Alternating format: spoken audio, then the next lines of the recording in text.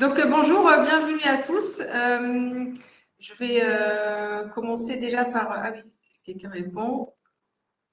On nous entend. Bon, ben parfait. Je commence par me présenter. Je suis Léa Jacquet de Formation et Consulting et je m'occupe, entre autres, de notre partenariat avec AWS, donc pour les formations officielles et certifiantes AWS. Amadou, je laisse te présenter avant de parler un peu de O2. Oui, bien sûr. Merci Léa. Bonjour à tous. Très content d'être là, en tout cas pour la petite heure qu'on va passer ensemble. Donc, je me présente, Abdou Merico. Je suis AWS Authorized Instructor et plusieurs années d'expérience dans le cloud. Et je suis ravi d'être là aujourd'hui pour parler de cloud avec Léa et O2. Merci Amadou. Tu peux avancer un slide.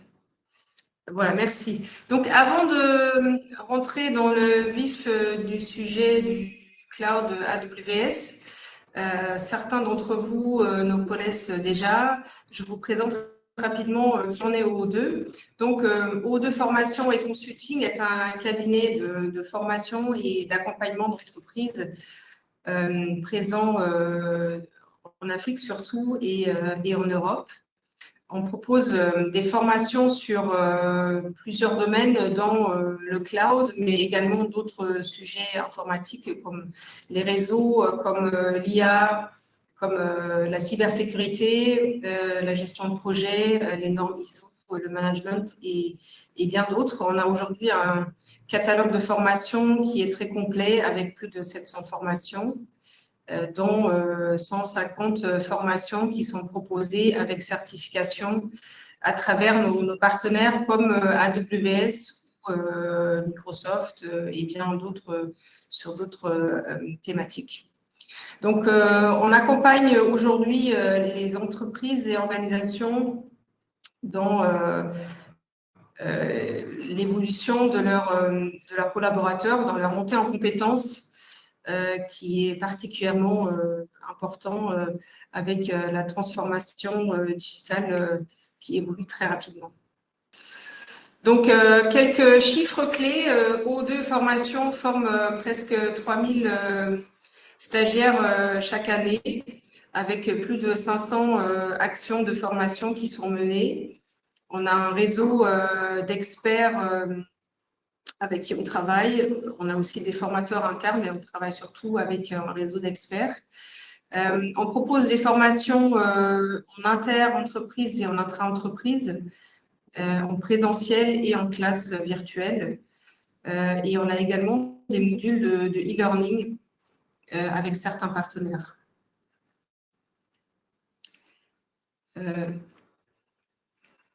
Je vais vous mettre notre catalogue de formation. Voilà, je viens de vous partager notre catalogue de formation. Donc, comme je disais, on est présent, on est leader de la formation en Afrique francophone, avec une présence au Sénégal, en Côte d'Ivoire, au Bénin et au Burkina Faso. Et on a également une forte présence en Europe, en France et Belgique notamment. Mais on délivre des formations dans presque tous les pays francophones d'Afrique. Donc, on est capable de proposer des formations certifiantes, sans certification, mais également de l'accompagnement sur mesure. Voilà, je passe maintenant la parole à Amadou, qui va parler du cloud AWS. Merci. Juste peut-être une dernière chose, excusez-moi, si vous avez des questions au fur et à mesure, n'hésitez pas à les poser directement dans le chat et on regarde régulièrement et on essaiera de répondre aux questions au fur et à mesure. Super, merci beaucoup Léa. Donc n'hésitez pas pour les questions dans le chat. Hein. On souhaite une présentation très, très interactive et très instructive, on l'espère pour vous, et qui est intéressé par le cloud ou par le cloud AWS. Et merci Léa pour l'introduction sur O2. Donc aujourd'hui, c'est un événement de type Discovery Day. Et c'est quoi un Discovery Day? C'est des événements qui peuvent être organisés par des partenaires autorisés tels que OO2 pour expliquer les enjeux du cloud, que ce soit les enjeux business ou technologiques d'ailleurs, et pour vous permettre de poser vos questions et comprendre comment le cloud de façon générale et AWS de façon particulière peut vous aider à accélérer dans vos business respectifs. Et je me suis déjà présenté, effectivement. Je m'appelle Amadou, je suis certifié AWS, je suis autorisé en tant qu'instructeur également à donner des formations du catalogue officiel d'Amazon Web Services. Et j'ai d'ailleurs passé plusieurs années chez Amazon Web Services en tant que solution architecte, à accompagner des entreprises de toute taille à adopter le cloud computing. Donc ça, c'était en France. Et généralement, quand on parle du cloud computing, c'est très important de rappeler les fondamentaux. Peut-être que vous les connaissez déjà d'ailleurs, plus ou moins. Mais voilà, c'est important de partir des bases, quoi, expliquer ce que c'est, ce que ça apporte aux entreprises de toute taille avant de parler des avantages. Parce que lorsqu'un business décide d'aller dans le cloud computing, effectivement, c'est pour avoir des avantages compétitifs. On va en parler. On va aborder également l'aspect sécurité qui est très important d'ailleurs. Chez AWS, ils disent la sécurité, c'est la première des priorités. Et c'est très important pour vous en tant qu'entreprise de comprendre comment marche la sécurité, le modèle de sécurité dans le cloud AWS. Ensuite, on parlera des différents cas d'usage qu'on peut retrouver lorsqu'on va dans le cloud. Il y en a beaucoup, donc on va en aborder certains. Et ce sera peut-être l'occasion pour vous de nous dire un peu plus sur vos cas d'usage à vous. Et puis, effectivement, on va commencer par aborder la question par où démarrer. Si je suis intéressé en tant qu'entreprise, c'est quoi les ressources qui me permettent de me former, de former mes collaborateurs pour aller vers le cloud AWS en toute sécurité et surtout profiter des avantages qu'on aura évoqués. Et puis ensuite, on reparlera potentiellement des prochaines formations avec OO2 et puis des questions-réponses avant de terminer.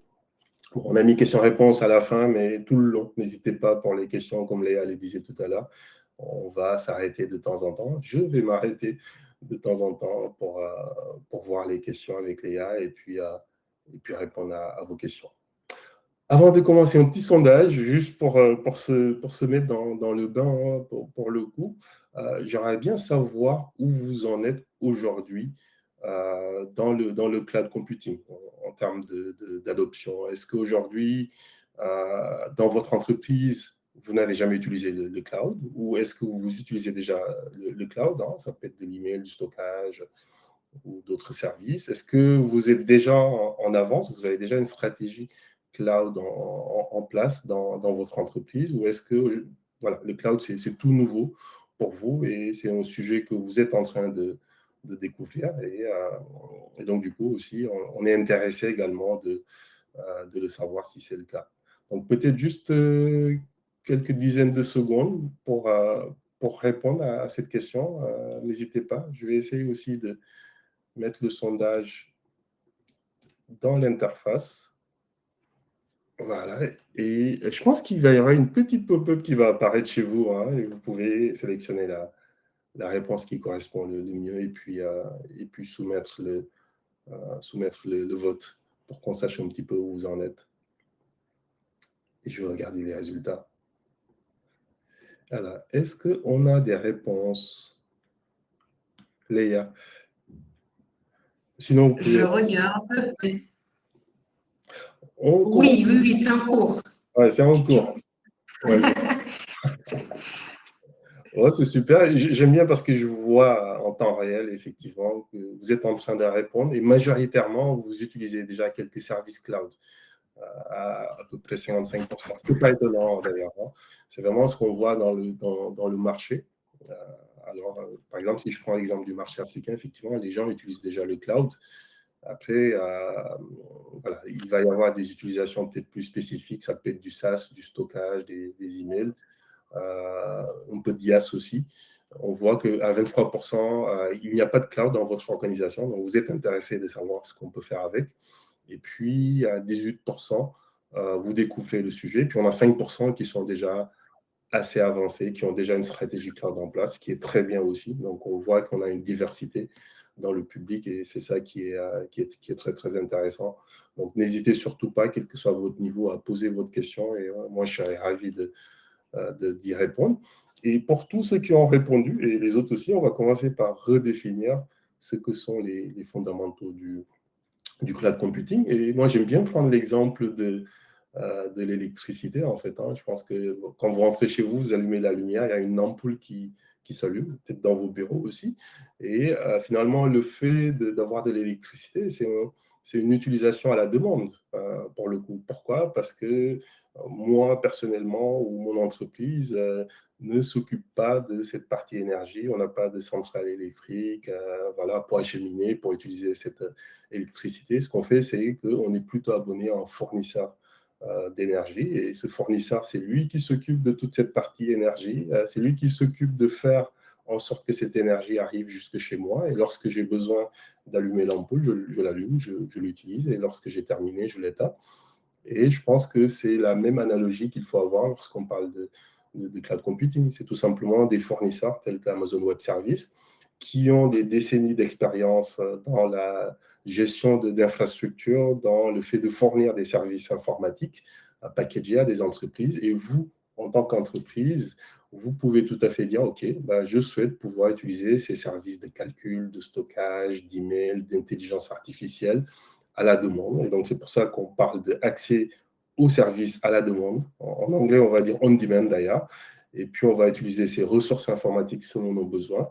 Et l'autre chose aussi qui est importante, je pense que vous le voyez déjà, c'est de pouvoir payer en fonction de notre utilisation. Si je démarre un serveur ou 10 serveurs ou 1000 serveurs, quand je dis serveur, c'est des serveurs informatiques, parce que j'ai besoin de ça. C'est quelque chose que je peux démarrer assez rapidement une fois que j'ai créé un compte dans AWS et puis pouvoir l'utiliser. Et puis à la fin du mois, AWS va tout simplement me facturer pour l'utilisation effective que j'ai faite de ces serveurs. Et donc, ça me donne beaucoup de flexibilité en tant que business. Je suis une startup ou je suis une grande entreprise, j'ai besoin de serveurs. Je peux rapidement provisionner ces serveurs. Et je ne le fais pas physiquement d'ailleurs, c'est AWS qui le fait pour moi, qui gère toute cette partie infrastructure. Et moi, je peux aller dans la console AWS et démarrer ces serveurs et les utiliser pour un jour ou pour un an, par exemple. Et ça me permet d'aller beaucoup plus vite dans la mise en place de mes projets ou dans le développement d'applications, par exemple. Et on voit en fait que le paradigme, il change entre je suis sur site. Sur site, en fait, en anglais, on va dire on-premise. Donc, si vous entendez on-premise, c'est une entreprise qui a ses salles serveurs ou qui a ses propres data centers ou qui est en colocation, par exemple. Donc là, on va dire qu'elle est sur site versus je suis dans le cloud. Je suis une entreprise qui a décidé, par exemple, d'aller dans le cloud AWS et puis d'héberger son infrastructure dans le cloud AWS. Il y a énormément d'entreprises qui ont fait ce choix-là. Et par exemple, une entreprise en France qui s'appelle Veolia, qui a plusieurs années a décidé de ne plus avoir de data center en propre, donc de devenir une entreprise sans data center, tout simplement parce qu'ils avaient fait le choix d'aller vers le cloud. Et donc, quand on regarde finalement, quand on fait le distinguo entre le je suis sur site versus je suis dans le cloud, qu'est-ce qui change, qu'est-ce qui ne change pas? Donc, sur site, potentiellement, vous avez des serveurs, vous gérez les calculs, le stockage, vous installez des bases de données et vous les managez vous-même. Et tout ça, c'est dans des salles serveurs que vous possédez. Ou alors, vous avez des prestataires, mais vous gérez toujours ces prestataires-là, en fait, qui vous fournissent cette capacité de calcul, ces infrastructures. Et donc, on peut résumer cela en disant que vous possédez et vous entretenez tout. D'accord? Euh, Quand vous allez dans le cloud, justement, au contraire, en fait, là, c'est AWS, c'est à AWS que vous déléguez cette partie gestion des data centers. Et ce qui fait sens d'ailleurs, parce que si moi, je suis une entreprise qui est spécialisée dans le e-commerce, par exemple, ou je suis une entreprise qui est dans la santé ou dans le digital, mon métier ou ma valeur ajoutée, ce n'est pas forcément dans le fait de très bien gérer des bases de données. C'est important parce qu'effectivement, ça me permet de déployer des applications. Mais si je peux déléguer cette partie-là à un fournisseur qui le fait très bien, et me concentrer sur ma plus-value, ma valeur ajoutée, c'est-à-dire fournir des solutions digitales ou des solutions santé ou des plateformes e-commerce qui sont résilientes et qui permettent à mes clients finaux d'acheter beaucoup plus rapidement les produits dont ils ont besoin. Ça me permet, moi, de me concentrer sur ma valeur ajoutée et de déléguer à AWS toute cette partie infrastructure, en fait, qui demande beaucoup de temps, beaucoup d'énergie, mais qu'ils font très, très bien pour moi. Et on va voir qu'il y a des services, en fait, qui vont nous aider lorsqu'on va dans le cloud. Et d'ailleurs, hein, si on continue sur cette partie distinguo, on va dire. Je n'aime pas trop le mot distinguo ou comparaison, mais c'est important quand même de comprendre ce qu'on fait sur site versus ce qu'on fait dans le cloud. Maintenant, pourquoi je n'aime pas trop les opposer? C'est parce qu'il y a des entreprises qui font les deux d'ailleurs, hein, pour le coup. Il y a des entreprises qui sont 100% sur site, il y a des entreprises qui sont 100% dans le cloud, et puis il y a des entreprises qui sont à la fois sur site et dans le cloud, ils font ce qu'on appelle du cloud hybride. Et ça, c'est quelque chose effectivement qu'on voit énormément, surtout dans les grandes entreprises. Si on continue notre comparaison, en fait, hein, lorsqu'une entreprise a son infrastructure sur site, effectivement, elle va investir dans du matériel, elle va acheter des serveurs, elle va faire des investissements qui vont être amortis. Et donc là, on va parler d'un modèle CAPEX, parce qu'effectivement, il faut prévoir la capacité dont on a besoin sur les 2, 3 ans, 5 ans à venir, par exemple, acheter ce matériel-là, l'installer, le racker, le maintenir. Et donc, du coup, c'est pour ça qu'on dit qu'il y a d'importants achats initiaux pour l'entreprise pour pouvoir avoir cette capacité informatique dont elle a besoin. Dans le cloud, au contraire, en quelques minutes, une entreprise peut créer un compte dans le cloud AWS.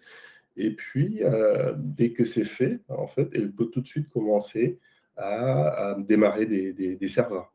Donc, en quelque sorte, elle va louer des serveurs et elle va payer à la seconde d'utilisation de cette capacité de calcul qu'elle aura utilisée. Tout ce qui est maintenance sur site, effectivement, c'est à ma charge en tant qu'entreprise. Quand je suis dans le cloud, c'est quelque chose qui est délégué à AWS, aux équipes de AWS, qui est mon fournisseur cloud, par exemple. Tout ce qui est approvisionnement, effectivement, sur site, je m'en occupe. Tout ce qui est couverture géographique, c'est quelque chose d'assez intéressant. On en parlera un peu plus en détail lorsqu'on va parler de l'infrastructure globale de AWS. AWS est présent un peu partout. Et ça, c'est quelque chose qui peut intéresser lorsqu'on souhaite faire de l'expansion géographique, par exemple, en tant qu'entreprise. Et tout ce qui est capacity planning, on en a parlé tout à l'heure. Hein, pour le coup, si j'achète du matériel et je prévois sur 3 ans le matériel dont j'ai besoin, donc on a une capacité qui est fixe. Et d'ailleurs, il faut prendre en compte les coûts d'approvisionnement, les process d'achat, le temps que ça va prendre de commander, d'installer, de racker, tout ça. Et pendant les 3 ans à venir, si c'est ça mon calcul, j'ai une capacité qui est fixe. Et si jamais mon business il explose, effectivement, je vais avoir un problème de capacité. Donc, il faudra repartir dans ce type de process pour m'assurer que la capacité, elle va pouvoir suivre le business. A contrario, si je suis dans le cloud et que mon business il explose du jour au lendemain, en fait, les fournisseurs cloud ont déjà de la capacité qui est là et je peux tout de suite faire ce qu'on appelle scaler, c'est-à-dire me mettre à l'échelle pour pouvoir répondre à l'explosion de demandes, à mon business qui marche en fait, hein, pour le coup, ce qui est une très bonne nouvelle pour mon entreprise. Alors, quelques cas d'utilisation. Hein. Pourquoi les entreprises vont dans le cloud? Et ce qu'il faut retenir, c'est qu'il y a des millions de clients aujourd'hui chez AWS de toute taille, dans tous les secteurs, que ça soit la start-up. Il y a énormément de start-up qui démarrent dans le cloud pour des raisons évidentes, hein, parce qu'ils ont besoin d'infrastructures et ils ne peuvent pas, comme les grandes entreprises, posséder des salles serveurs ou des data centers. Donc, ça va de la start-up qui veut scaler rapidement jusqu'aux grandes entreprises. Donc, on en a parlé tout à l'heure. Et les cas d'utilisation, en fait, qu'on va très souvent retrouver, et cette liste, elle n'est pas exhaustive d'ailleurs, hein, ça peut être la sauvegarde de données. Ça peut être l'entreprise qui dit, moi, j'ai mes data centers on-premise, je suis sur site. Par contre, je souhaite faire du backup et ce backup, il faut que je le mette ailleurs autre part dans un autre site qui est distinct. Et ce ailleurs, ça peut être le cloud AWS, par exemple, parce que tout simplement, il y a des services dans le cloud AWS qui permettent de faire du backup, de sauvegarder avec de la durabilité, avec des coûts qui sont faibles dans ces cas de figure-là. Je pense notamment à des services tels qu'Amazon S3 ou Glacier, pour ceux qui connaissent un petit peu. Ça peut être tout ce qui est disaster recovery. En français, on va dire reprise après sinistre. Je suis on-premise, et puis des pannes ou des sinistres, c'est des choses qui arrivent, en fait. Il faut le prévoir. Et si jamais ça arrive et que tous mes data centers, en fait, ou mon data center, il est down, je dois pouvoir avoir une continuité, une reprise d'activité quelque part.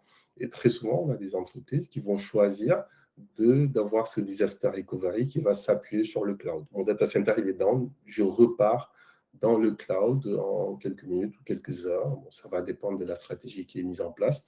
Et puis, effectivement, je peux reprendre mon activité. Effectivement, tout ce qui est messagerie électronique, bureau virtuel, on va en reparler tout à l'heure. Développement d'applications, hébergement d'applications, analytique. J'ai l'habitude de dire que le cloud, c'est peut-être le meilleur endroit pour faire de l'analytique, d'ailleurs, parce qu'on peut stocker énormément de données. Et avec des services tels qu'Amazon S3, le coût de stockage du gigaoctet de données, c'est quelques centimes de dollars. Donc, c'est très, très économique et on peut stocker énormément de données et faire de l'analytique dessus. Et bien entendu, tout ce qui est application, pas que applications web d'ailleurs, les applications métiers aussi. Ça peut être des CRM, des ERP, ça peut être un Odoo, par exemple, que je souhaite installer parce que je suis une PME et je cherche un endroit où l'installer de façon très efficace. Et cet endroit où je peux l'installer, ça peut être le cloud, par exemple. Alors, je vérifie juste s'il n'y a pas des questions avant de continuer. Pas de questions. Alors, n'hésitez pas pour les questions. On adore les questions, donc je pense que Léa va surveiller, moi aussi. Mais n'hésitez pas. Alors, qu'est-ce qu'on vient d'expliquer? On vient d'expliquer les cas d'usage du cloud. On vient d'expliquer pourquoi les entreprises vont dans le cloud. Mais quand elles vont dans le cloud, dans le cloud AWS, qu'est-ce qu'elles vont utiliser? Elles vont utiliser des services. Et ces services, en fait, c'est des services qui sont fournis par Amazon Web Services. D'ailleurs, dans Amazon Web Services, il y a service. Donc, c'est un fournisseur de services informatiques. Et un peu comme l'électricité que j'expliquais tout à l'heure, vous, en tant qu'entreprise, vous allez pouvoir utiliser des services pour stocker vos données ou des services pour faire du calcul. Quand on dit calcul, c'est tout ce qui est serveur de calcul, serveur avec des GPU, avec du CPU. Ça peut être des conteneurs si on souhaite faire du Kubernetes, ce genre de choses plutôt techniques. Ça peut être pour gérer mon réseau. Ça peut être aussi de dire, j'ai toujours mon data center, je vais dans le cloud, donc je suis dans une configuration cloud hybride et je veux que les deux puissent se parler en passant par Internet ou sans passer par Internet. Donc, il y a des solutions pour cela. Il y a ce qu'on appelle des VPN, il y a ce qu'on appelle aussi Direct Connect, qui est une connectivité privée qui ne passe pas par Internet et qui permet de mettre en place ce type de connectivité, surtout généralement pour les grandes entreprises, on va dire.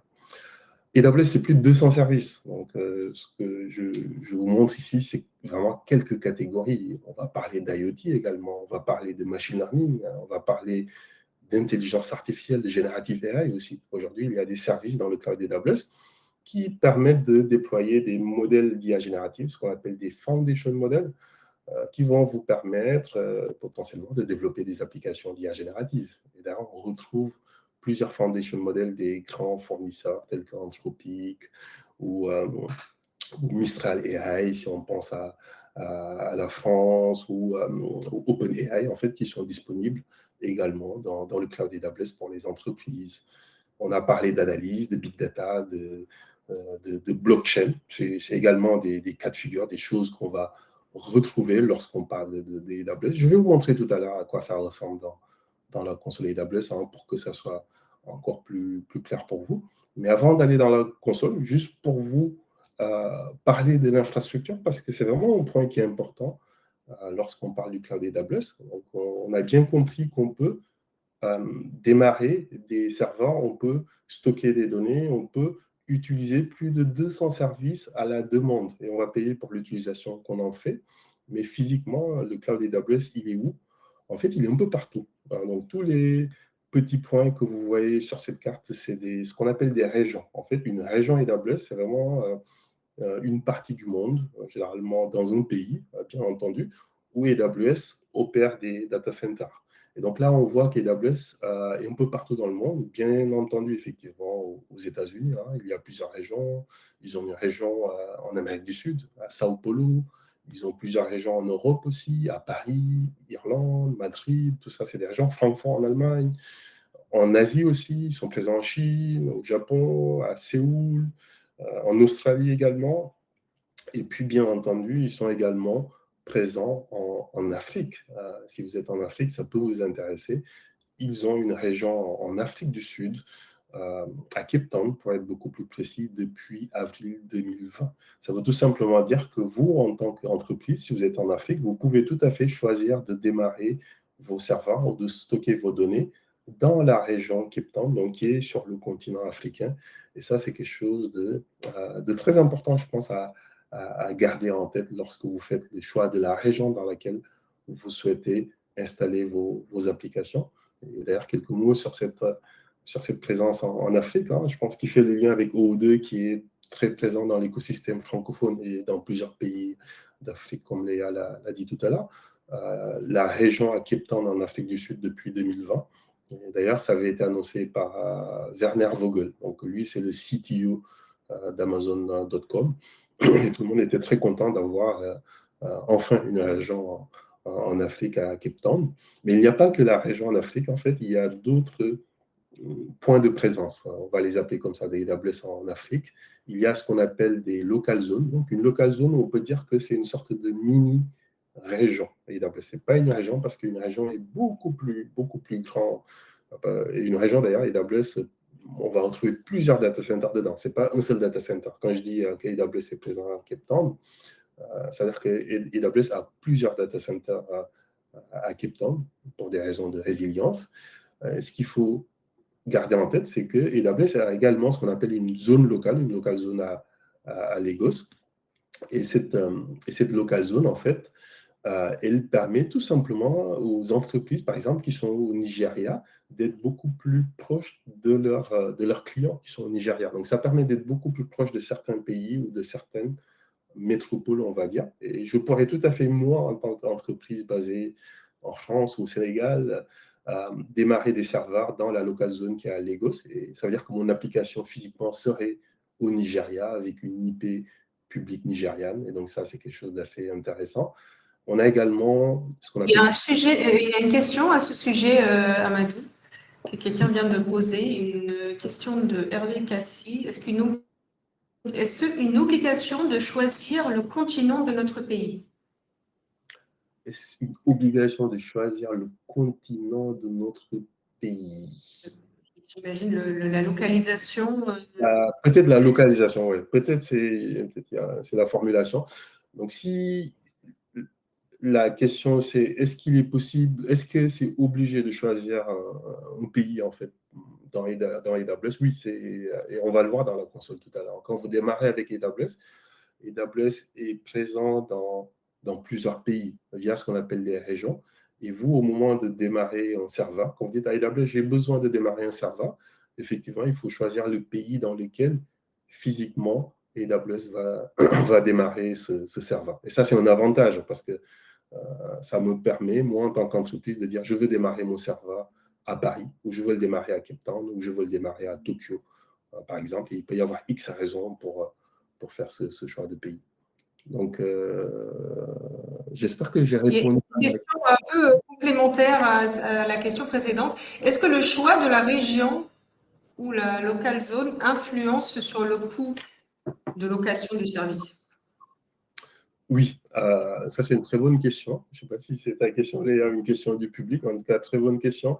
En fait, AWS je vais revenir ici. Donc, comme on le disait tout à l'heure, AWS a plusieurs régions et d'ailleurs, souvent, ils lancent de nouvelles régions. Actuellement, à date, là, il y a 39 régions. Mais sûrement, peut-être dans 2 mois, dans 6 mois, il y en aura de nouvelles.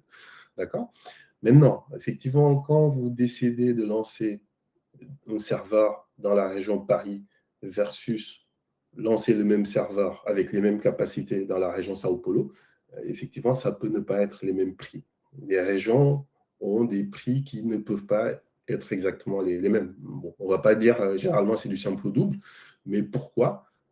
C'est assez logique d'ailleurs quand on y pense parce que AWS opère physiquement des data centers, donc voilà, ils sont soumis aux règles de ce pays. Il peut y avoir des taxes par exemple, il peut y avoir le coût de la main-d'œuvre, etc., etc. Ce qui fait qu'effectivement, le coût ne sera pas exactement le même, quelle que soit la région qu'on va choisir. Et d'ailleurs, c'est un des critères de choix des régions. Quand vous démarrez dans le cloud AWS, de dire, OK, bah, si j'ai le choix entre Francfort et Paris et Irlande, je reste en Europe.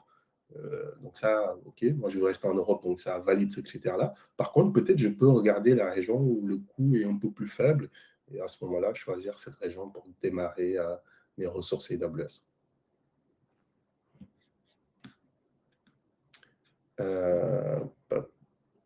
Est-ce qu'il y a d'autres questions? Il y en a plein.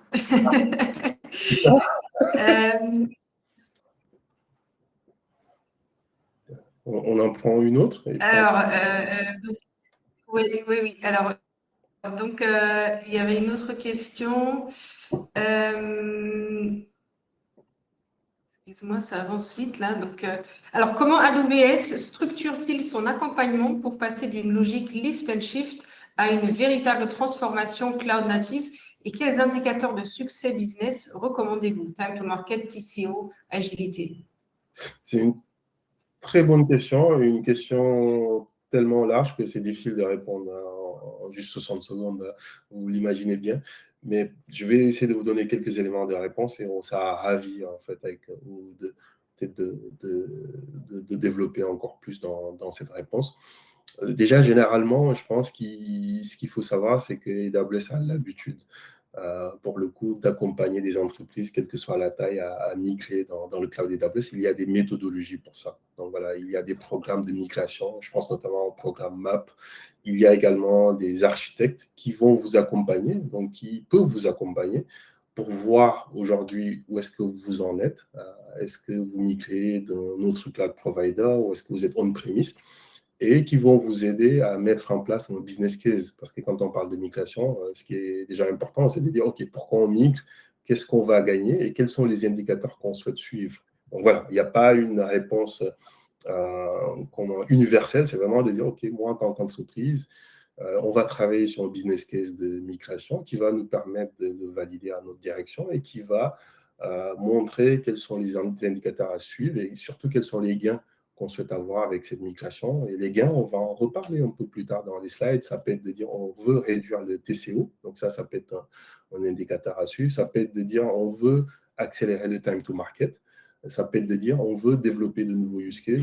On souhaite être beaucoup plus innovant et donc on souhaite pouvoir déployer des applications en utilisant des services d'intelligence artificielle qui sont fournis par le cloud. Il peut y avoir d'autres indicateurs. C'est pour ça que je dis que la question elle est très vaste. Il y a des entreprises qui vont dans le cloud tout simplement parce qu'elles ont démarré une prémisse. Elles vont dans le cloud parce qu'elles étaient en France et elles souhaitent pouvoir aller sur d'autres marchés beaucoup plus facilement.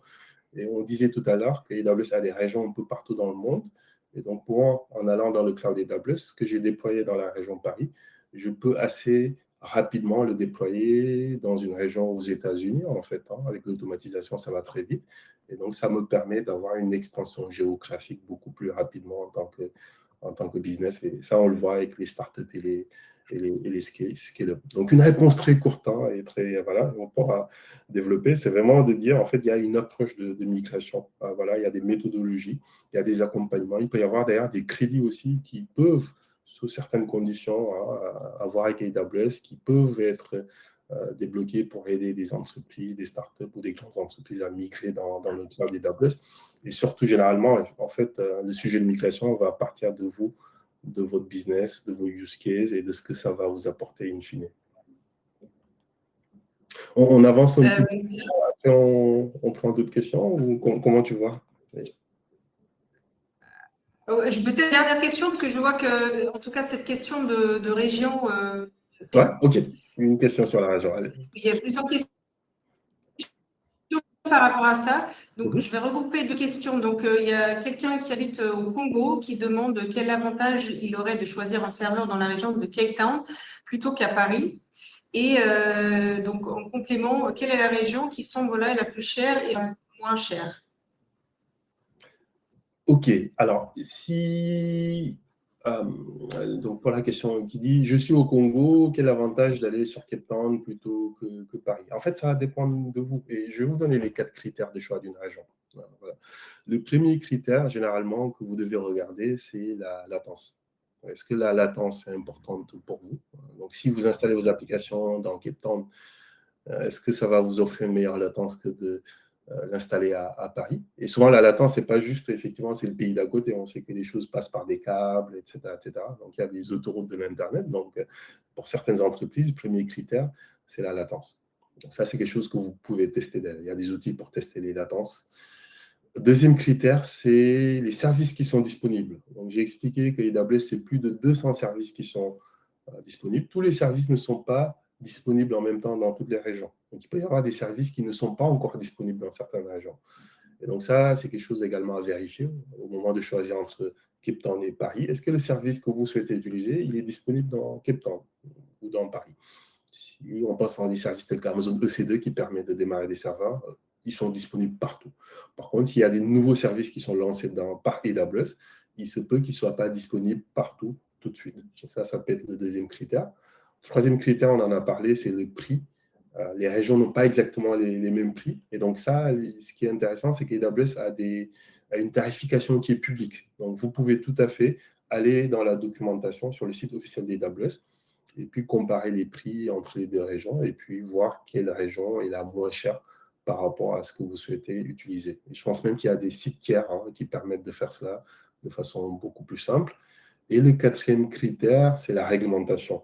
Est-ce que vous, en tant qu'entreprise basée au Congo, dans votre domaine, vous avez une réglementation ou pas qui dit que votre application, avec les données qui sont dans ces applications-là, elles doivent être hébergées au Congo ou sur le continent africain, ou elles peuvent être hébergées en Europe, ou elles peuvent être hébergées partout dans le monde. Et ça, c'est le quatrième critère à garder en tête. Peut-être qu'il n'y a pas de réglementation dans votre domaine qui vous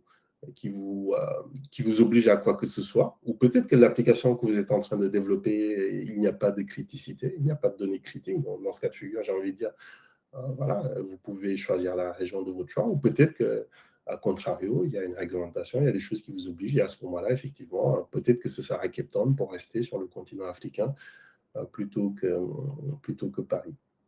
Et la deuxième question, c'était, j'ai oublié Léa, c'était sur les prix? C'était, je suis désolé. Oui, c'est ça. Après, voilà, je propose qu'après cette question, on avance. Il y en a plein d'autres, c'est très bien, mais on est un peu contraint par le temps.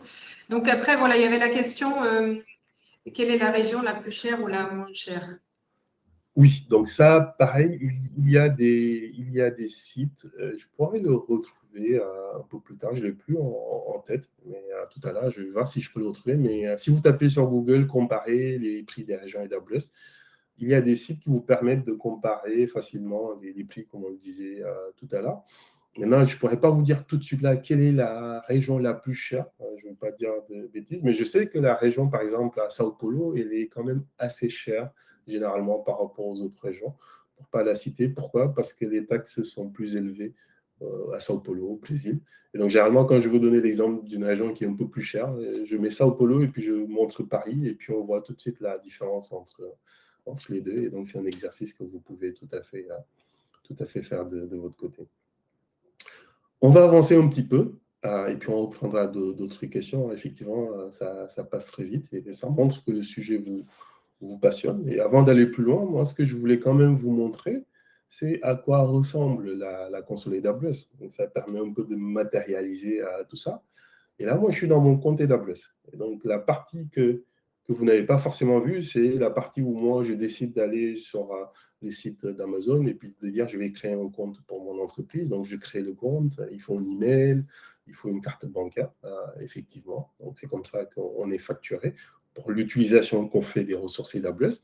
Et une fois que tout ça est validé, j'arrive sur une console de ce genre, que je peux agrandir d'ailleurs, et on voit ici, en fait, que déjà, je suis dans une région. Donc, tout à l'heure, la question qui disait, est-ce que je dois choisir une région? Oui, je dois me positionner dans une région. Et ça, c'est bien parce que du coup, là, je suis en Irlande. Et si jamais, moi, mon entreprise, on veut déployer des choses à Sao Paulo, par exemple, bon, c'est un peu cher, on va dire, on va éviter Sao Paulo, mais par exemple, le Cap, en Afrique du Sud. Voilà, je peux cliquer sur le Cap. Et donc là, je suis en Afrique du Sud. Et donc, si je démarre des serveurs, ces serveurs, physiquement, vont être démarrés physiquement dans les data centers qui sont en Afrique du Sud, à Cape Town. Et pour démarrer un serveur, comment ça marche? Ici, je peux venir et puis voir la liste de tous les services. On a parlé de plus de 200 services. Donc, je n'ai pas le nombre exact, hein. Disons plus de 200 services. Moi, ce que je veux, c'est démarrer un serveur informatique. Donc, il y a un service qui s'appelle EC2. C'est le service qui permet de faire cela. Et je clique dessus. Et donc là, je suis toujours à Cape Town. Et puis ensuite, je peux venir dire, je lance une instance. Ça s'appelle instance, les serveurs dans le cloud AWS. Donc, je lance une instance, je dis mon premier serveur, je peux l'appeler comme je veux d'ailleurs, pour le coup. Ensuite, je peux choisir les caractéristiques. On ne va pas le faire, c'est juste pour vous montrer à quoi ça ressemble, hein, mais je peux choisir le système d'exploitation. Est-ce que c'est du Windows, du Linux? Je peux choisir la taille. Est-ce que j'ai besoin de plein de vCPU ou peut-être juste deux vCPU parce que c'est juste pour faire une démo? Je peux choisir la configuration réseau, les ports à ouvrir, le stockage. Est-ce que j'ai besoin de 8 Go ou 200 Go de stockage dans le serveur? Et une fois que j'ai répondu à toutes ces questions, je peux cliquer sur lancer l'instance et ça va démarrer mon serveur dans la région Cape Town. Une fois que c'est démarré, je peux me connecter à ce serveur et puis installer mes applications ou faire ce que j'ai envie de faire. Donc, c'est comme un serveur que j'aurais démarré dans mon data center à moi. Il n'y aura aucune différence. En fait, la seule différence ici, c'est que j'ai choisi de les démarrer sur AWS dans Cape Town. Et si j'ai terminé avec ce serveur, je peux le terminer, je peux le résilier et j'arrête de payer, j'arrête d'être facturé à ce moment-là par AWS. OK? Les avantages du cloud. On a commencé à en parler, hein, pour le coup, ces avantages. Et je pense que vraiment, c'est des choses maintenant qui sont, j'espère, hein, beaucoup plus claires pour vous. Donc, on a parlé de l'accès à la demande aux ressources informatiques. On a parlé de la tarification à l'utilisation. Donc, je crée un compte, je crée des choses, je stocke des choses, je crée une base de données et je suis facturé à l'utilisation que je fais de ces bases de données. Et par défaut, je n'ai pas d'engagement d'ailleurs, hein. Si jamais je crée la base de données, je la fais tourner pendant 2 jours ou le troisième jour, je la supprime et AWS me facture pour les 2 jours et je n'ai pas d'engagement par défaut à long ou à moyen terme. L'élasticité, je vais en parler un peu plus en détail parce que ça, c'est quelque chose d'assez important. La sécurité aussi, je vais en parler. La disponibilité mondiale, on en a parlé. On a vu qu'AWS, c'est 39 régions partout dans le monde et on peut choisir la région dans laquelle on souhaite déployer. Large gamme de technologies et de services, donc plus de 200 services. On a vu EC2, mais c'est vraiment les services de base. Il y a des services pour faire de l'IA, du machine learning, de l'analytique, de la sécurité, du réseau, et j'en passe. Et puis les économies d'échelle, tout simplement, parce que le cloud AWS, c'est des millions de clients qui utilisent leurs ressources. Et donc ça leur permet d'agréger toute cette utilisation-là et puis de pouvoir dégager des économies substantielles qui sont retransmises aux clients. En d'autres termes, en fait, ça coûtera moins cher finalement de s'appuyer sur les ressources AWS parce que c'est l'utilisation de plusieurs clients qui sont agrégés, ce qui leur permet d'amortir et de proposer des coûts beaucoup plus compétitifs que si moi, je devais faire tout ce travail-là, sachant que peut-être ce n'est pas mon métier d'ailleurs. Peut-être moi, je suis une fintech ou je suis dans la santé ou dans autre chose d'ailleurs, pour le coup, et ce n'est pas forcément mon métier de gérer l'infrastructure. Et d'ailleurs, il y a une statistique aussi qui est assez intéressante, c'est le taux d'utilisation moyen d'un serveur. Donc, généralement, on va peut-être mettre en place de la capacité. Et puis cette capacité, vu qu'on a fait un capacity planning sur 3 ans, en fait, cette capacité, elle n'est pas utilisée à 100%. Et, la statistique poussée par AWS d'ailleurs, hein, c'est de dire un serveur qui est serveur en moyenne, en fait, est utilisé à 18%. C'est-à-dire qu'il y a 82% qui sont inutilisés. Donc, si on considère tout mon parc informatique que j'ai provisionné, peut-être effectivement que j'ai de l'argent que j'ai investi en me disant effectivement ça va être des besoins, je vais pouvoir répondre à ces besoins à venir, mais en attendant effectivement c'est une capacité qui n'est pas utilisé, tout simplement parce que l'utilisation d'une infrastructure, et peut-être que vous avez la même chose chez vous, elle a des patterns en fait. Le trafic n'est pas tout le temps croissant ou tout le temps à 100%. On a des pics d'utilisation. Si on a un site web, peut-être que les gens se connectent le soir et que le matin, il n'y a personne. Si on est une entreprise, peut-être que les gens se connectent de 9h à 18h. Donc, on utilise l'infrastructure. Et puis, le soir, il n'y a pratiquement plus personne. Donc, ça baisse et les serveurs ne sont plus utilisés. Ça peut être cyclique. Il peut y avoir des promos, des Black Friday qui font qu'à des moments, on a besoin de beaucoup de capacité. Et puis, à certaines périodes, en fait, la capacité qu'on a, elle n'est pas utilisée. Et c'est comme ça, en fait, pour le coup. Lorsqu'on n'est pas dans le cloud, on n'a pas forcément de solution miracle pour y pallier. Et on peut perdre des opportunités. Qu'est-ce que j'entends par là? On peut avoir des opportunités loupées. Ce slide, en fait, il le retranscrit assez clairement, en fait. Ici, c'est peut-être moi en tant que dirigeant, CTO, DSI. Je dis, OK, bon, par rapport au business, voici ce qu'on a comme demande prévue. Donc, on fait un peu notre planning de capacité qui est aligné sur peut-être l'évolution du business, ce qu'on a prévu. On ne sait pas si ça va être ça, mais on pense que ça va croître de cette façon-là. Et donc, pour supporter cette croissance, il faut qu'on investisse dans du matériel. Donc, je suis en prémisse pour investir dans du matériel, ça veut dire qu'il faut que je l'achète. Comme on avait dit, c'est des cycles qui peuvent être longs. Donc, c'est quelque chose qu'on n'a pas envie de faire tous les 3 mois. Donc, quand on le fait pour plusieurs années. On anticipe. Et donc, ici, j'achète du matériel. Donc, c'est du CAPEX, en fait. Et donc, on voit qu'ici, on commence à atteindre les limites. Donc, on fait un investissement. Et pareil, ça nous permet de tenir. Et puis, à un moment donné, on voit qu'on commence à atteindre les capacités. Et voilà, à chaque fois, on est un peu en escalier, en fait, pour le coup. Et donc ça marche, sauf qu'il y a des opportunités qui sont loupées, ou alors des opportunités d'économiser qu'on loupe également. Donc, par exemple, ici, cette ligne montre la demande réelle par rapport à la demande prévue. On avait prévu ça, mais la demande, voilà, il y a des contextes économiques, géopolitiques qui peuvent faire qu'effectivement, ce qu'on avait prévu, finalement, on a moins. Ou alors, on avait prévu ça et puis on a beaucoup plus de business qui arrive.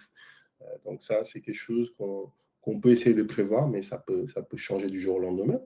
Et ici, on voit qu'on a moins de demandes que ce qu'on avait prévu. La capacité qu'on a achetée, elle est toujours là. Et donc, du coup, en fait, on a acheté plus de matériel que ce qu'il nous faut. Et donc, on a raté l'opportunité de faire des économies. Et inversement, ici, on voit que la demande dépasse la capacité qu'on a dans la DSI, le nombre de serveurs, la capacité de calcul. Et donc, du coup, ça veut tout simplement dire qu'on va être dans une position où on va dire au business, on ne peut pas vous suivre, on ne peut pas répondre à cette demande-là parce qu'on n'a pas assez de capacité. Et donc, il faut qu'on puisse aller chercher cette capacité. Donc là, c'est une opportunité business qui est manquée. Et tout cela pour dire que dans le cloud, ce que le cloud permet d'apporter, c'est l'élasticité. Donc, si vous entendez élastique, c'est ça. Je pense que vous connaissez tous le principe de l'élastique qui se tend, qui se détend. Pour le coup, on va avoir une demande qui va varier, et c'est normal, c'est comme ça. Mais on va être capable également d'avoir une infrastructure, c'est-à-dire des serveurs qui vont pouvoir être démarrés lorsque la demande augmente, mais inversement également qu'on va pouvoir diminuer. On va pouvoir éteindre automatiquement, d'ailleurs, très souvent, des serveurs lorsque la demande diminue. Et donc, ça permet d'avoir une capacité qui est beaucoup plus alignée avec la demande réelle du marché. Hop. Je vérifie juste où est-ce qu'on en est. Je vais accélérer un petit peu. Alors, du coup, il me reste encore quelques slides et c'est vraiment des points importants. Après, on va prendre les questions à la fin si ça vous va. Effectivement, 1 heure, ça passe vite et il y a plein de choses à vous dire.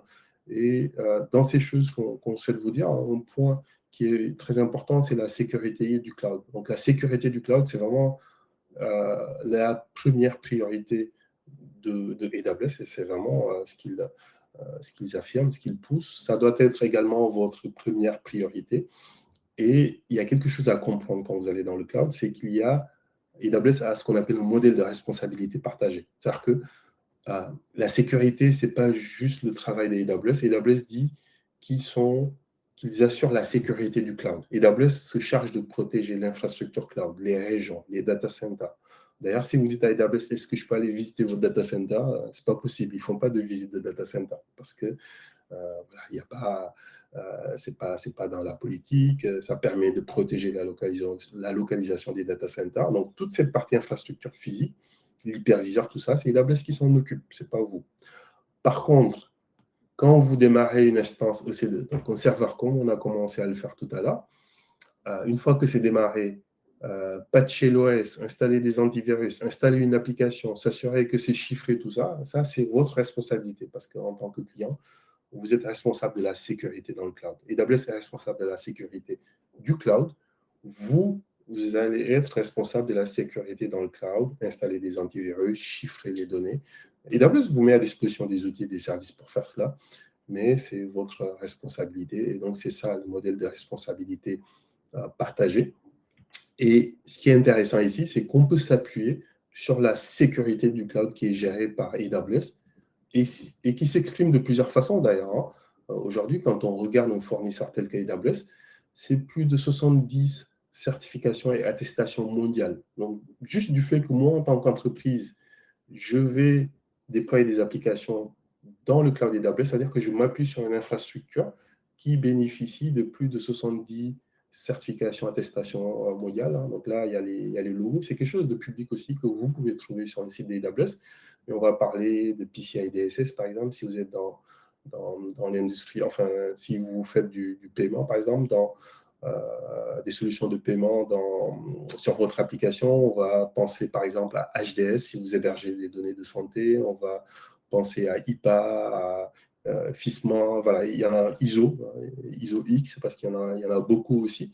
Donc ça, c'est des FIPS aussi, c'est des choses, effectivement, sur lesquelles AWS a déjà des attestations. Ça ne veut pas dire que vous, si vous souhaitez être certifié PCI DSS, du fait que AWS soit déjà PCI DSS, c'est suffisant. Non. AWS vous dit, je suis déjà PCI DSS, donc la partie infra, c'est entre guillemets, c'est déjà entre guillemets réglé. Et vous pouvez télécharger l'attestation d'ailleurs dans votre compte AWS. Appelez-vous dans la partie applicative, ce que vous gérez, effectivement, il va y avoir un travail aussi de prouver que ce que vous faites est aussi conforme à cette certification que vous êtes en train de chercher. Mais on voit que c'est un accélérateur, c'est des garanties, c'est quelque chose d'assez intéressant pour les entreprises. Et d'ailleurs, il y a des entreprises telles que FINRA. Donc, FINRA, c'est Financial Industry Regulatory Authority aux États-Unis, qui est un organisme de réglementation indépendant. Et donc, on a quelqu'un de chez eux qui témoignait en disant que la sécurité des AWS était supérieure à celle de leur data center sur site à plusieurs égards. On a d'autres clients aussi, tels que Zogdog, Vodafone. Et puis des clients dans différents secteurs, hein, que ce soit la santé, la banque, les fintechs, qui sont déjà dans le cloud et qui opèrent et qui ont des exigences en termes de sécurité qui sont très, très élevées. Donc, c'est un sujet vraiment important. Et le mieux, en tout cas, le meilleur conseil que je puisse vous donner, c'est vraiment de vous renseigner sur ce que AWS propose, parce que souvent, effectivement, il y a une méconnaissance en fait de tous ces services, de toutes ces certifications, de toutes ces attestations qui sont nativement disponibles dans le cloud AWS à destination, au profit des entreprises telles que vous. Et juste pour commencer à terminer, hein, pour le coup, on voulait également, avec Léa et O2, parler de transformation et d'innovation, tout simplement parce que c'est ce que les clients font aujourd'hui quand ils vont dans le cloud. Donc, je pense qu'il y avait une question tout à l'heure qui disait migration, comment j'y vais, qu'est-ce que ça apporte et tout.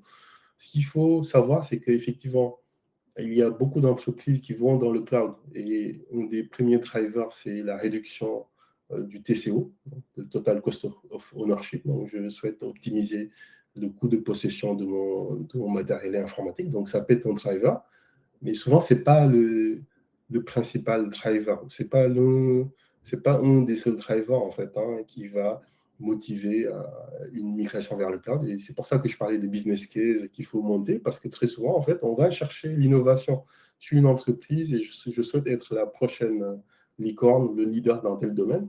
Et je sais que des fournisseurs cloud tels qu'AWS vont me permettre de faire du calcul haute performance, vont me permettre de développer des use cases autour de l'analytique, vont me permettre d'utiliser des modèles d'IA génératifs beaucoup plus facilement, à l'échelle vont me permettre d'être présent dans des régions où physiquement je ne suis pas. Peut-être que je suis une entreprise sénégalaise et que ça m'aurait pris beaucoup de temps de physiquement aller chercher des data centers en Afrique du Sud ou au Nigeria ou en Europe. Mais là, avec le cloud, en fait, en quelques clics, je peux déployer des serveurs. Et donc ça, effectivement, c'est ce côté transformation et innovation dont on parle qui doit faire partie de l'équation lorsque vous dites je veux aller vers le cloud. Ce n'est pas juste le coût, c'est bien le coût, mais il y a des choses pour cela en fait qui vont vous permettre de contrôler le coût, d'optimiser les coûts. Mais il n'y a pas que ça d'ailleurs. Et cet exemple en fait, hein, c'est Lyft. Donc, pour ceux qui ne connaissent pas Lyft, c'est un service de transport basé à San Francisco, je pense, de mémoire, le siège.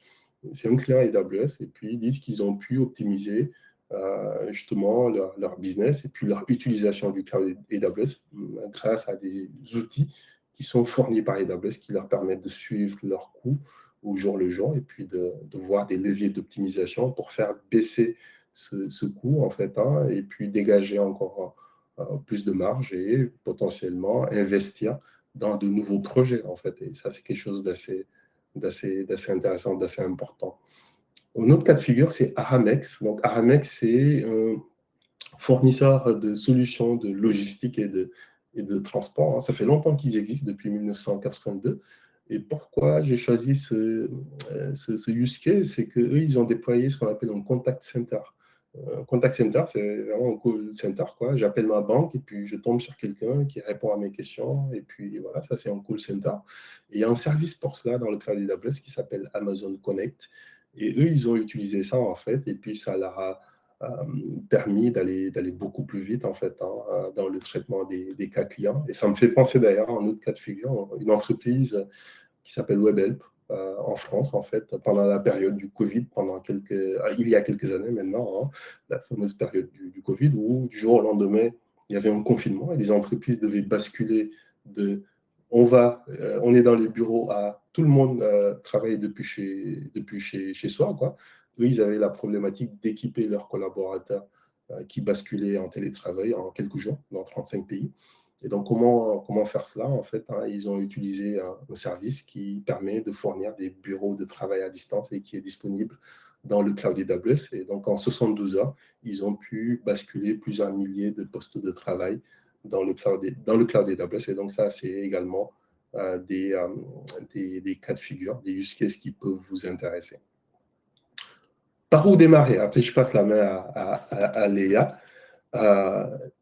On a parlé des avantages, on a parlé des use cases, des références, des régions. Vous voyez, il y a pas mal de choses en fait. Hein. Le cloud est très riche et un des principaux critères de succès quand même quand on a un projet cloud, c'est de se former. C'est très important parce que ça permet vraiment de saisir, de comprendre comment le cloud marche, comment la sécurité marche, comment l'optimisation marche, comment les services marchent.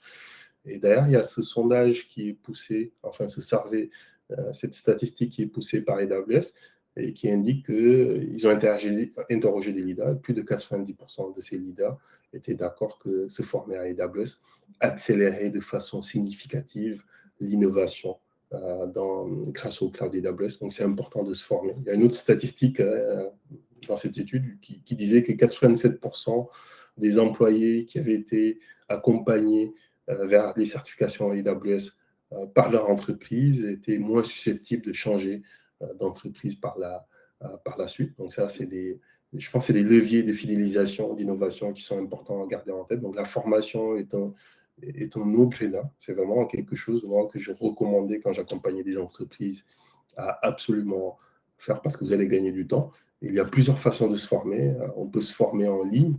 Il y a la plateforme e-learning, les plateformes e-learning, effectivement, celle de AWS, qui s'appelle AWS Skill Builder, par exemple. Ils en ont une. Il y en a d'autres, ou deux à parler de e-learning aussi. C'est quelque chose qui est complètement possible. Il y a des formations en salle de classe, très important. Pourquoi? Tout simplement parce qu'il y a des formateurs qui sont autorisés, des formateurs tels que moi d'ailleurs, qui sont autorisés par AWS et qui travaillent avec des partenaires qui sont autorisés, tels que OO2 par exemple, qui vont pouvoir vous former sur des sujets spécifiques pendant 1 à plusieurs jours en fait. En salle de classe, ça ne veut pas dire physiquement, ça peut être en physique, ça peut être en virtuel, bien entendu. Et donc, ça permet également d'accélérer vos projets cloud. Et bien entendu, les certifications, très importantes, parce que ça permet de valider les connaissances que vous avez acquises. Quand on prépare une certification, on apprend énormément de choses et tout ce qu'on apprend, ça va permettre à l'entreprise et puis à vous-même aussi d'aller plus vite et de profiter de ces différents avantages dont on vient de parler. Et je passe la main à Léa, si ça te va. Merci Amadou. Donc avant de resélectionner peut-être deux petites questions, il y en avait plein de posées, on ne pourra pas répondre à tous malheureusement. Mais donc avant de reprendre les questions, je voulais vous parler rapidement de nos formations. Donc en tant que partenaire officiel AWS agréé, O2 propose l'ensemble des formations officielles AWS, ainsi que les certifications. Donc, j'arrive pas à avancer Voilà, merci. On propose des formations en intra-entreprise et en session inter-entreprise qui ont lieu en classe virtuelle et en présentiel dans certaines localités, notamment à Dakar et à Abidjan. Et puis les dates, vous voyez ici les prochaines dates de nos sessions inter-entreprises sur les formations les plus demandées. Voilà, on est disponible si vous avez des questions ou autres. Et puis, avec la participation à ce webinaire aujourd'hui, vous aurez 10% de remise sur ces formations-là. Voilà, donc je propose de poser deux questions supplémentaires avant de clôturer ce webinaire. Alors, AWS fait-il une duplication des données en cas de sinistre? Si le serveur est dans une région qui rencontre d'un problème majeur, qu'est-ce qui se passe? AWS met à disposition des fonctionnalités et des outils pour vous permettre, vous, de mettre en place cette redondance ou cette duplication de données. Je m'explique en fait. Dans tous les cas, ce qu'AWS dit, c'est qu'en aucun cas, quand vous choisissez d'héberger vos données dans une région, en aucun cas, eux ne vont déplacer ces données-là hors de cette région. Il n'y a que vous, en tant que client, qui avez la main sur ça. Et donc, si jamais vous, en tant que client, vous dites « Ok, je suis dans une région Cape Town et je souhaite dupliquer mes données dans une autre région », AWS ne va pas le faire pour vous parce que c'est vos données. Par contre, AWS met à disposition des fonctionnalités qui permettent de faire de la réplication que vous allez pouvoir utiliser pour répliquer vos données dans d'autres régions, par exemple à Paris, aux États-Unis, ou vers même vos data centers, par exemple. Donc ça, c'est des choses qui sont complètement possibles. Maintenant, voilà, je ne veux pas trop aller dans les détails techniques, mais à l'intérieur même d'une région, il y a bien entendu des principes de réplication et de durabilité qui font que quand je démarre un serveur, je peux avoir une copie qui va tourner dans la même région, donc on reste dans la même région. Et s'il y a un serveur qui tombe, effectivement, j'ai toujours un autre serveur qui est en train de tourner. Ou alors, je stocke des données dans un service de stockage qui s'appelle Amazon S3. C'est comme une sorte de drive, en fait, on va dire. Et automatiquement, quand je mets mes données dans ce service, dans cette région-là, automatiquement, c'est répliqué à l'intérieur de la région. Et ça permet d'avoir une durabilité native sans que j'ai quoi que ce soit à faire. En fait, j'ai une durabilité de 11,9 par défaut. Et donc, ça, c'est quelque chose qui est assez intéressant pour les clients. Parce que 11,9, voilà, c'est-à-dire qu'il y a très, très, très, très peu de chances de perdre les données que vous mettez dans Amazon S3. Voilà. Je viens juste de finir de répondre à la question, donc on te récupère les. Donc tu n'as pas raté. Oui, excusez-moi, j'ai un petit problème de connexion. Alors, il y a une question à laquelle je vais répondre rapidement. Comment s'inscrire en tant que particulier? Donc, nous, on propose des sessions à l'entreprise auxquelles on peut s'inscrire individuellement. Donc, voilà, on propose des formations à titre individuel. Enfin, ou des sessions auxquelles on peut s'inscrire individuellement. Alors, peut-être une dernière question pour clôturer. Donc, au-delà des économies d'infrastructure, comment est-ce qu'on mesure le ROI du cloud sur l'innovation, l'agilité ou la résilience? Il faut les traiter. C'est un bon point. Vous avez d'abord dit au-delà voilà, des économies, en fait, ce qui passe par un calcul de TCO. Et généralement, c'est un calcul qui ne se fait pas sur un an, pour le coup, parce que le temps de migrer, bon, il peut y avoir la bulle de migration, et puis ensuite, vous commencez à optimiser, passer à du cloud native, quelqu'un en parlait tout à l'heure, à mettre de l'autoscaling, aller vers les services managés. Donc, ça peut être un business case qu'on calcule plutôt sur 3 ans pour se dire, OK, effectivement, on a gagné. Maintenant, au-delà de ça, en fait, il y a plein d'autres KPI. D'ailleurs, on avait des slides dessus, mais ça aurait fait beaucoup, en fait, pour le coup. Je pense qu'on pourrait vous les partager, ces statistiques-là, dans un autre webinaire. Mais ça peut être la productivité des employés. Est-ce qu'on a les moyens? Et généralement, on peut le faire, en fait, de dire que les employés vont beaucoup plus vite parce que potentiellement, ce qui prenait 10 fois plus de temps en prémisse, aujourd'hui, il y a toute une partie qui est gérée, déléguée aux fournisseurs cloud. Et donc ça, effectivement, vous pouvez le traquer. Ça peut être la résilience, comme vous l'avez dit tout à l'heure. Et là, souvent, ça, c'est un bon driver d'ailleurs pour aller vers le cloud parce que finalement, l'équipe IT a une vision assez précise, voire même très précise du nombre d'incidents qu'on rencontre dans une année, de la disponibilité de nos services en tant qu'entreprise. Et quand on va dans le cloud, on peut continuer à faire ces calculs et puis vérifier qu'avec tout ce qu'on aura mis en place, effectivement, on est capable de réduire les incidents. Ça peut être l'innovation aussi, à quel point on arrive à lancer des produits, des nouvelles fonctionnalités beaucoup plus rapidement. Et donc, moi, ce que je vous conseille vraiment, c'est vraiment de partir de vous, de votre business, de votre roadmap aussi, ce vers quoi vous souhaitez aller et ce qui est important pour vous. Et dans tout ça, il va y avoir des KPI, des indicateurs techniques, des indicateurs métiers. Et puis, à partir de là, vous allez pouvoir dire, OK, on va aller vers le cloud, on va réduire les coûts, peut-être on vise moins 30%, sur la productivité, on vise ça, etc. etc. Et à ce moment-là, de toute façon, AWS a plein de retours d'expérience d'entreprises qui sont peut-être similaires à vous et à ce que vous faites et qui pourront également vous partager en vous disant, OK, telle entreprise, ils ont fait ci, ils ont fait ça, voici ce qu'ils ont gagné. Et ça vous permettra également de vous projeter, de les défendre au niveau de votre management et puis ensuite de pouvoir aller sur des projets de migration d'envergure, on va dire.